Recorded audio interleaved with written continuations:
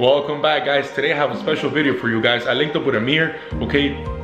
Ameer is going to talk to you about something that I get asked every single day, okay? I want to start a business, what should I do? Okay, I want to start a business, what do I do? Guys, I have other videos about this, but Ameer explains it perfectly, okay? Listen to the things he has to say. He gives great advice. He's going to show you how to avoid hurdles in business, how to get started, and how to not procrastinate, okay, guys? So listen to what he has to say. It's a great video. Hope you guys enjoy it. See you guys soon. Okay, you're supercharged and you're ready to start your new business. The question is then, what on earth are you going to focus on? You have many different options out there. You can focus on technology, you can focus on e-commerce, you can focus on digital, you can focus on food, you can focus on so many different things, and it's a big problem a lot of people have. And a lot of times we get caught up what we see on the media. We see Facebook, we see Uber, we see Airbnb, we see Slack, we see these big unicorn juggernauts killing it and crushing it online. And we're like, man, I need to do that. However, I like to study significant statistical data. Meaning, I like to study companies that have a proven track record over the last 40 years. And this is the same methodology that Warren Buffett, Charlie Munger, Bill Gates does, and all the big wealth managers such as Ray Dalio, Carl Icahn. You look at these companies that significantly have produced internal rates of return for the investors year after year, time after time, north of 25%, which is amazing. So, you know, if you're looking to start a new business, you gotta tie in the aspect of there's what you want personally, with it, which is your own motivation, which is your own passion, your own way of changing the world, and then there is what the world will actually buy.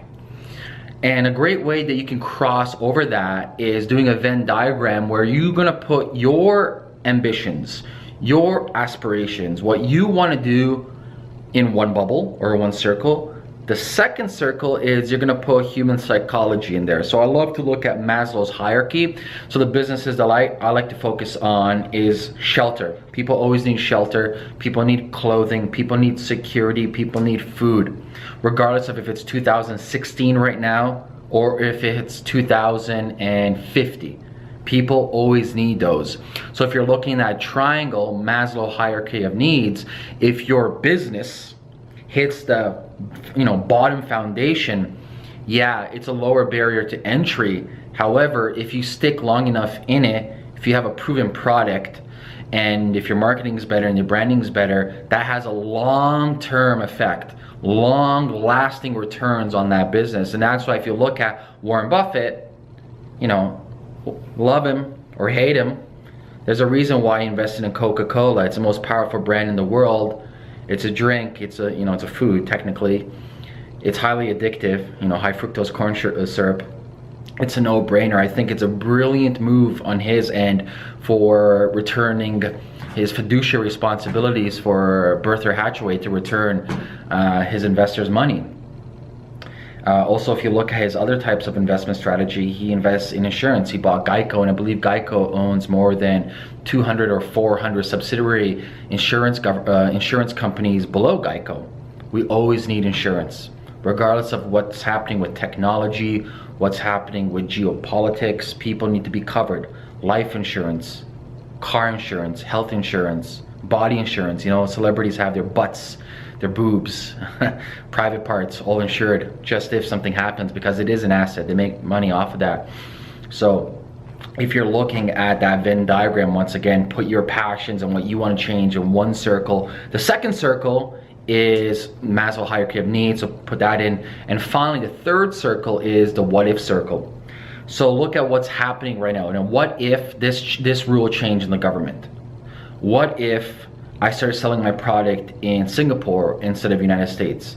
What if I sold my product in Europe? What if I changed the pricing on my product? What if I structured my product or service like this? These are the variables.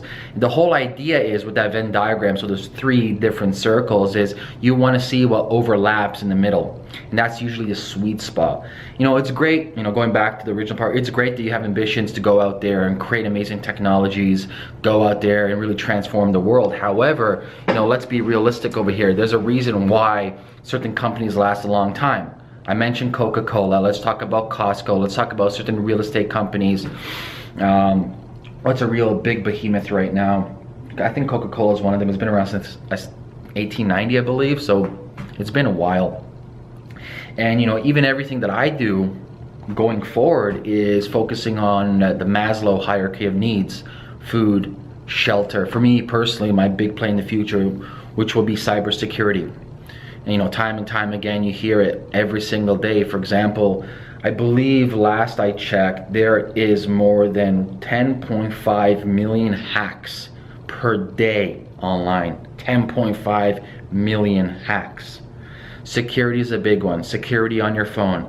Banking security. That's why I'm a big fan of blockchain coming out. Financial security. Safety security. You know, think about your kids in the future. That's a big concern. I want to have kids in the next 2 years. I'm trying to figure out what is the safest and smartest way to introduce technology in their lives.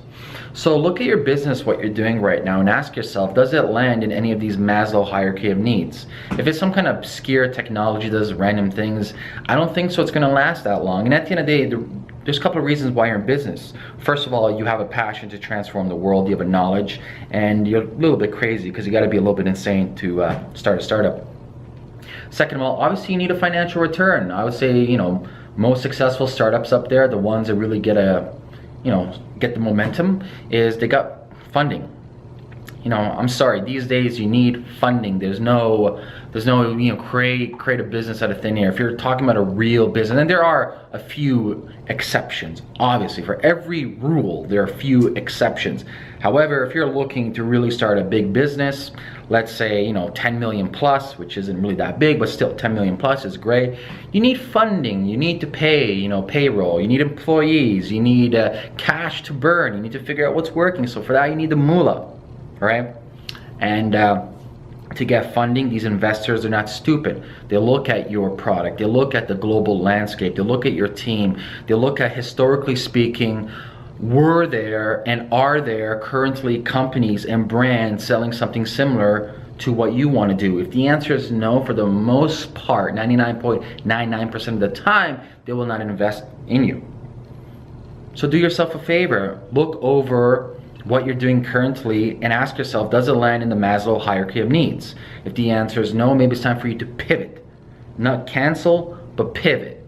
And pivoting is really smart when it comes to business and startups, because that shows that you're evolving. That shows that you have a growth mindset. That shows that you're willing to take in new information, process this information, and then figure out the right course of action with that information. I'd love to hear your thoughts on what kind of problems you're having with your startups right now. Also, I'm actually curious as to what is your biggest hurdle with startups, because a lot of people have different hurdles. Some people say fear, some people say lack of motivation, others say money. At the end of the day, each of us have our own weaknesses and strengths. So from you, I want to know what your weaknesses and what your strengths are. Comment below this video. Anyways, I will see you guys later, and adios.